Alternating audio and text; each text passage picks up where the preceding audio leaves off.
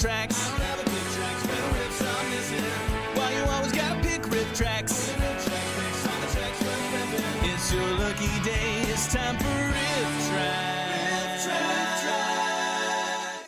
Hello, I'm Faith, and welcome to Faith's Take, where I talk about anything and everything that I find interesting. And welcome to episode 38 of Every Rifftrax Short Reviewed, where I take 5 Rifftrax shorts in chronological order, review them, and give them a rating between 1 and 5, with the points being good, great, awesome, fantastic, and spectacular, because I don't think a bad Rifftrax short exists. This time around, almost every short is practically a death march. It either shows kids in hospitals, in danger, or already dead and now a ghost. It's pretty ridiculous. But thankfully, we've got our riffers along for the ride, so let's dive right into episode 38 of Every Rifftrax Short Reviewed. Number 186, Live and Learn, from February 5th, 2013. And again, the ambulance brings in the victim of an accident that never should have happened. Let's take you now to a totally justified accident, one we're glad happened. These days, we groan about how kids just don't go outside like they used to, but this short just might show why staying in and playing video games is actually a decent alternative. We go back in time to when kids actually went outside for fun, but instead of showing how fun and idealistic those days were, we see all the kids go through horrific accidents and end up hospitalized. Live and learn, that's what I said after I spent 3 months and still couldn't train my dog to make me a sandwich. Well, I'll just have to take another leave of absence from Rifftrax and try again. You haven't learned anything. Is that what the phrase means? Well, live and learn. Children come and go in this hospital every day. And that's just the staff. We know that every boy and girl should know how to swim. So learn how to swim, you gutless waste of That space. girl wants to have some fun. Looks like she's telling her friend to jump on Johnny when he comes up from his dive. Johnny's and her relationship did not end well. The trick almost had an unhappy ending. As opposed to this hilarious conclusion. A campfire can be a lot of fun, but it can also be very dangerous. I heard campfires can be a lot of fun, something. Yep, me too. Yeah, same here.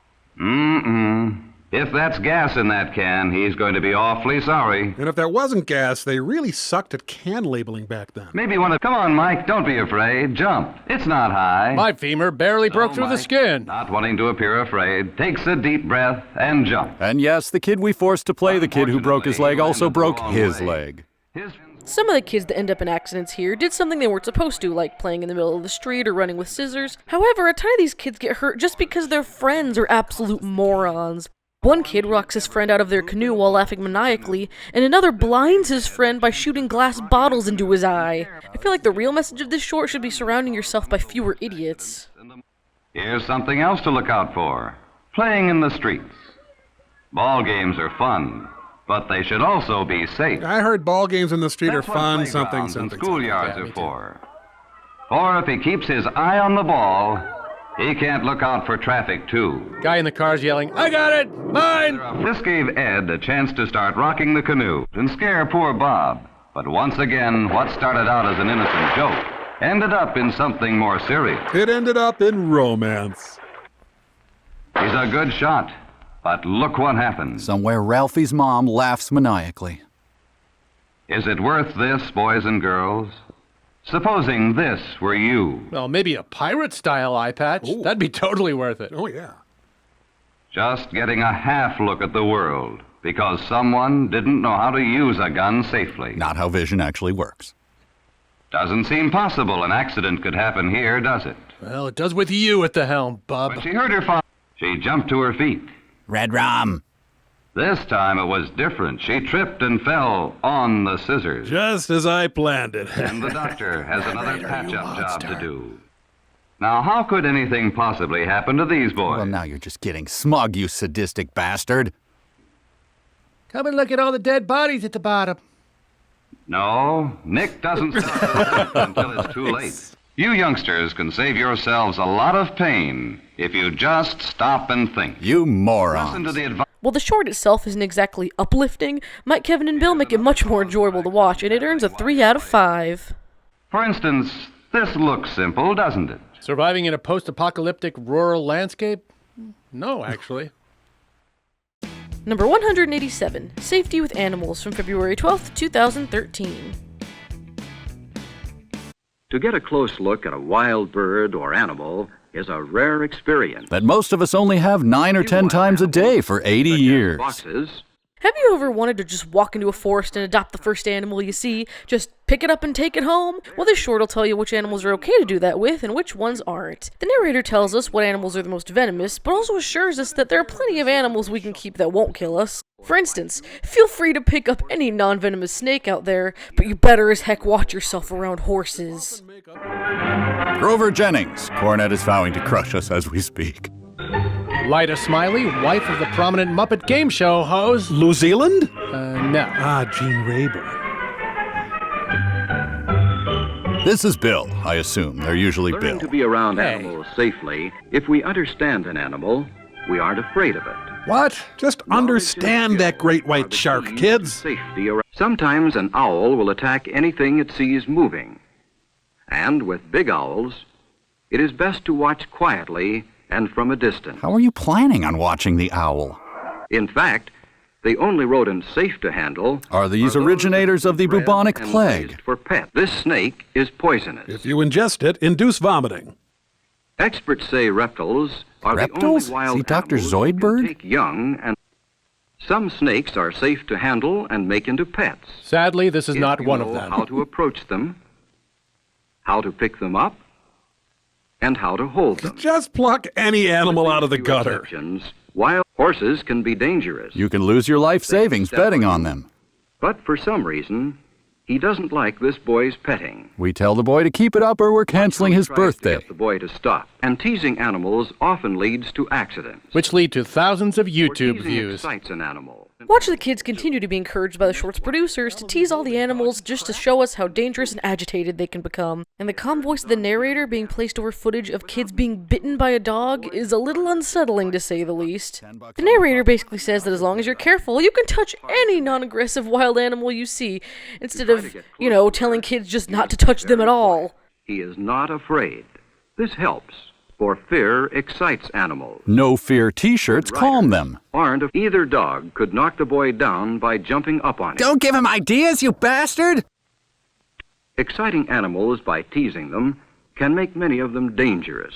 Even a puppy. We found this puppy fighting a rabid squirrel at the Tries to hold dump. the Let's puppy and watch. Grabs its skin. The puppy strikes out even at the girl who hasn't teased it, as if to say, "Don't you bother me too." Mom, did you really sign a waiver for When this? the boy slaps the puppy. Mom! Yes, even an excited puppy can be dangerous. Footage of the subsequent tragedy cut for To time. know what you... The pony is nervous, trying to protect her colt. In a way that no one is trying to Most protect this animal human mothers are child. easily excited. As she becomes less and less afraid, she lets the boy come very close. Because she feels sorry for this boy that the world doesn't seem to care Learning about. To handle parrots and similar birds are beautiful, and they can be taught many things. Approach your neighborhood lunatic Their to meet beaks are one. Too strong. Unless you know what the animal expects, few trained animals will work for you at all. Please let me on. We can escape this insane film and be This safe. boy is even going to try to get on from the wrong side. Because nobody told him different, and he's 4. Will make many ponies and watch where the horse is going, so as not to be hit by branches. Which definitely did not happen the first 6 times we tried that shot.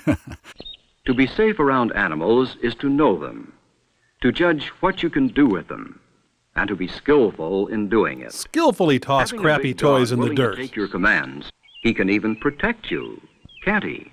He better, since your parents clearly don't give a crap. Even if the short itself's a little messed up, I'm giving it a 4 out of 5. Handling strange dogs is much the same. In that it's also something you shouldn't do. Wait, Sue. Number 188, 10 Long Minutes from February 28th, 2013. I feel triumphant whenever I get off a bus, too. Triumphant and damp. Now we move on from seeing kids in danger to watching a poor father fantasizing about his kids being in danger. Before heading out on a weekend trip with his family, Fred heads to work for an extra day, sending the family ahead of him to their little lakeside vacation house. His day starts off normally enough until a coworker tells him the cops have called him about an accident just a few miles from where the family's supposed to be by now. And thus Fred's titular 10 long minutes begins as he imagines all the horrific things that could have befallen his innocent family. 10 Long Minutes. Peter Jackson's adaptation of the book, 2 minutes. I sent Agnes and the kids up by themselves. Oh? That's only 120 miles. Agnes can drive it easy. Even with her tiny female brain parts. Yeah, well, how come you're working today? Well, mostly because I thought you wouldn't be always here. has things to set up. Okay, let's cut right to the chase and have him fall into a stump grinder full of battery acid and ninja stars, shall we? God, I wish I could tell time. Oh, well. Why, the police are looking for you. For me? Yeah. Oh, you're kidding. Those bodies are so deep in the Mariana Trench, nobody's finding them. I want to call Longview, operator. Longview 1313. Then Blink 182, Sum 41, and Beverly Hills 90210. Well, I suppose you could drive around town all right. But I sure wouldn't take that tire out on the road. Not without the other 3 tires in the rest of the car, anyhow. What is it, Fred? I don't know yet. I'm going to call back. Thanks for creepily hovering there. Well, don't try to make anything up. It might be nothing at all. That is, of course, assuming you're not the kind of monster who'd let his family drive on a worn tire. Yeah.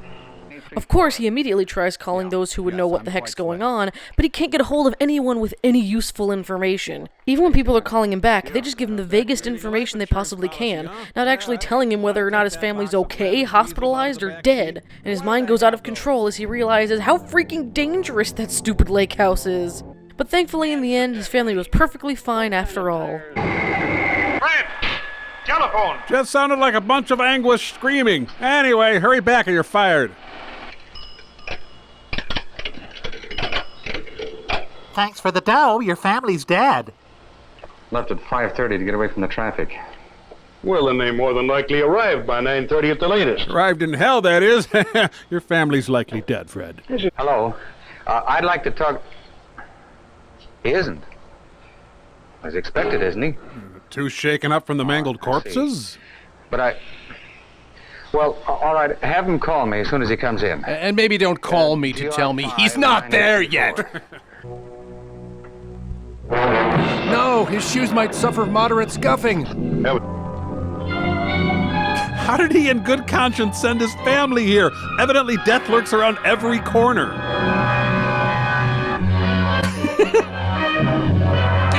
Why did we wash our curtains in gasoline?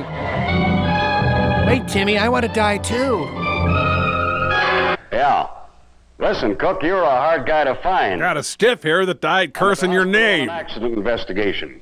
What I want to tell you is that I put your wife on the bus at Jackson Corners, and she should be up at your place at the lake in about a half an hour or so. Flashback to him cutting the brakes on that bus yesterday. Well, what happened? Well, I pulled up behind your car on the shoulder, and the road service man said there were only 3 usable tires left on it. So it was stalled there until he could go back to the garage and get another tire. Of course, your tires were so bad, he spun out and died. I don't know what to do. Incidentally, what kind of tires were those to send a wife and family out on the road with? Lecture Cops, this fall on TNT. After the last 2 shorts, it's nice to have one with a definitively happy ending, and with the jokes to boot, this one handily earns a 5 out of 5. Maybe you'd better stay away from your machine for a while well, for your own good. While you're worrying about your family, you're not thinking about yourself. Take some me time, Fred. You've earned it. I want to be handy here for that. Number 189, Ghost Rider from March 5th, 2013. Good night, Mr. Caldwell. See you tomorrow, kid. That is if I don't crash this bus on purpose, which I kind of got a hankering to do. Getting ahead of things on it. As the title would suggest, we're dealing with a ghost in this story, and as you could probably guess, the ghost is that of a girl named Tracy who died in yet another accident. Man, you'd think death by natural causes doesn't even exist based on all these shorts. She haunts Kevin, a lonely new kid in town, since his family moved into her old house that her family sold after her grisly death in a school bus crash. Once he knows the girl's merely an apparition, he asks what she wants with him, and she gives him a bus safety pamphlet to study and basically forces him to crack it open. Kevin, did you hear me? Sir? See me after class and I'll assign you a book. I think I'll give you Uncle John's bathroom reader, or, oh, I know, the Protocols of the Elders of Zion. Hey, why are you crying? Look at my bowl hair. You know what it's like to be a stranger in a new place. It just takes time to get to know people, Kevin. Hey, how'd you know my name? Oops. I'll get it for you. Kevin voted not the brightest bulb on the tree 5 years running. Last stop, buddy. Which way did that girl go? You know, the one with curly hair, white slacks? Inability to hold a pencil? Yeah. White slacks. Yeah. Listen, buddy. No little curly-haired girl with white slacks just got off this bus. Damn kids and their lousy ghostwriting. Ooh, 2 coffee pots working back there. Nice. 3 coffee pots. I have to buy some garlic salt. Your father simply cannot live without it. Really? Is he human or a porcupine? You mean the Donnellys used to live here? Yes. The lady next door told me they moved away right after the accident. Chernobyl, that is. Too many They were painful deeply memories, I eccentric guess. people. What accident? Why, their daughter, Tracy, died last year in a school bus accident. After that, she was only able to get work as a ghostwriter. Very sad. He can't see me. He already thinks I'm nuts, thanks to you. Listen, buddy, no curly-haired girl in white slacks just got off this bus. Then he spit on me and pushed me down the bus stairs. Hi, Mr. Caldwell. Haven't seen you for a while. Not while the bus is moving. You might lose control and send us flying into one of those... Doesn't wait 5 seconds to make a bus accident reference. Smooth, kid. That to happen. Okay, kid. I live in that field, so drive yourself home, can you? Here's your pencil. Keep it. Plus, I have something else for you. Homework. It's my wrongful death lawsuit. The happening is happening. What? Ma'am, no! She came back to the earthly realm to slightly rearrange hand tools. Tracy You want to spot me? I'm going to bench like 500 pounds. shall ensure through a minimum of 2 drills each school year that every student is familiar with school bus emergency procedures and equipment. Under no circumstances should anyone make a short about it.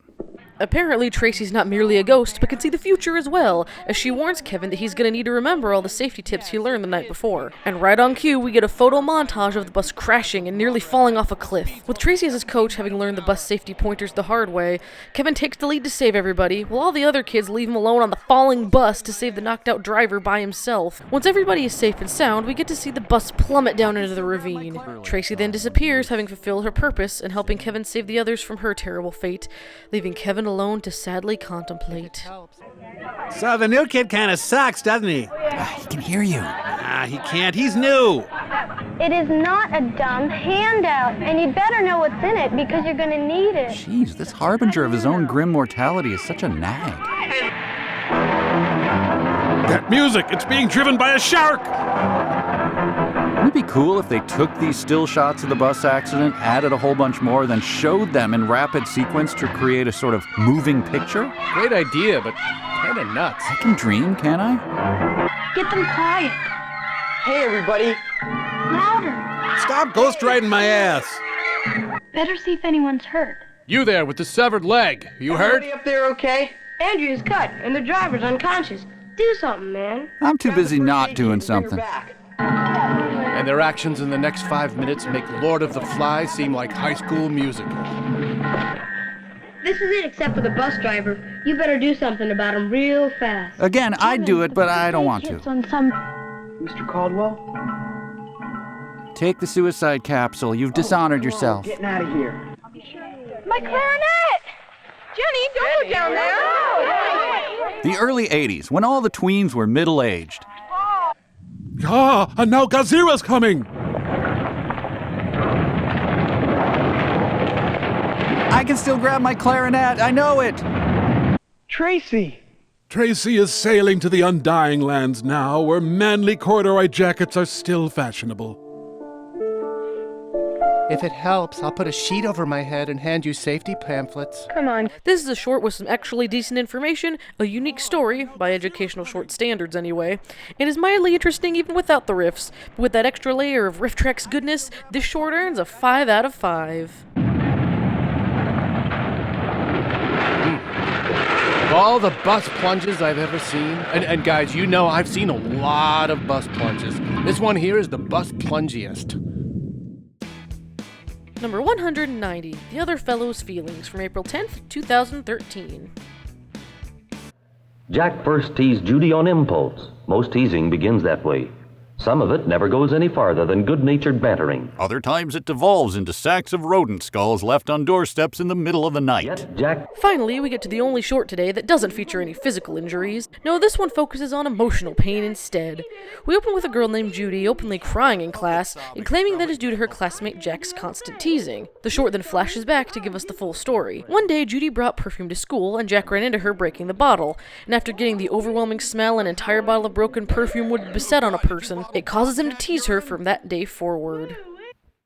Aw, she's just been dumped by Mr. Bungle. Poor kid. Judy, what's wrong? It's Jack. He did it. He's always teasing me. Yeah, well, the public sobbing is probably going to help things. I didn't do it. Suppose we go back to the day the trouble really started. Jack and Judy's wedding day. Judy has brought...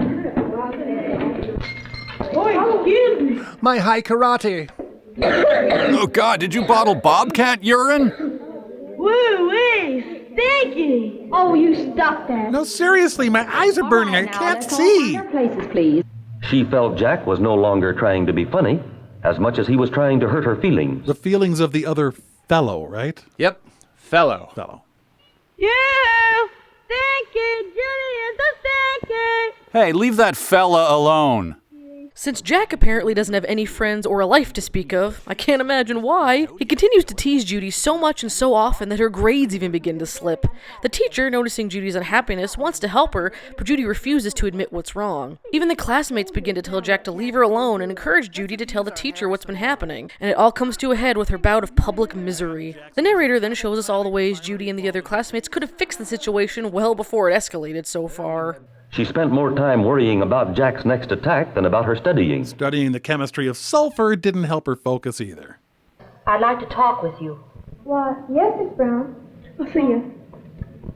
Judy, about your stench. But if you ever feel like talking about it, won't you let me know? Oh, lungs aching, so stinky. Nor was... You're riding Judy too hard. Fun's fun, but this is different. Why don't you lay off? I'm giving you a wedgie with my mind. All right, Judy, how about you? What do you think? Well, Miss Brown, I stink. And Jack's years of careful planning finally fall into place. House of cards. Should Judy have reported Jack's actions to Miss Brown? Should Judy loop back in time and assassinate Jack? I just want to help you. What's wrong? Miss Brown, well, it seems sort of silly when you go to tell about it. And I don't want to tattle. But some of the boys are saying I don't quite look 50. He teases me all. You stinky, Judy. Listen, I thought I told you to lay off. Yeah, listen to Uncle Classmate. What's it to you? Oh, you make me tired. Always hurting Judy's feelings, and just because she beat you in that essay contest. Say, you can't say that. Oh, yeah? Everybody else is. Wow, vintage ponage.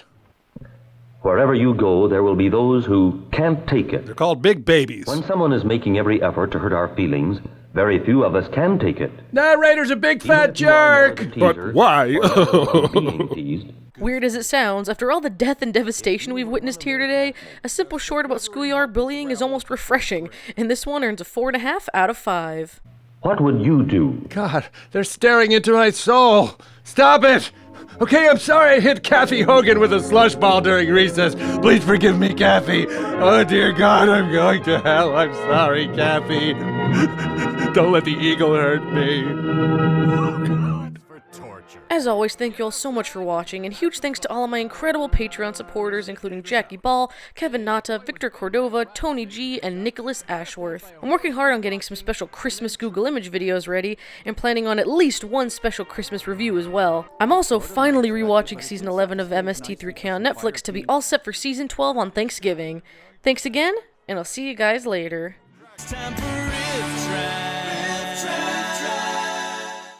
Even when people are calling him back, they just give him the vaguest info.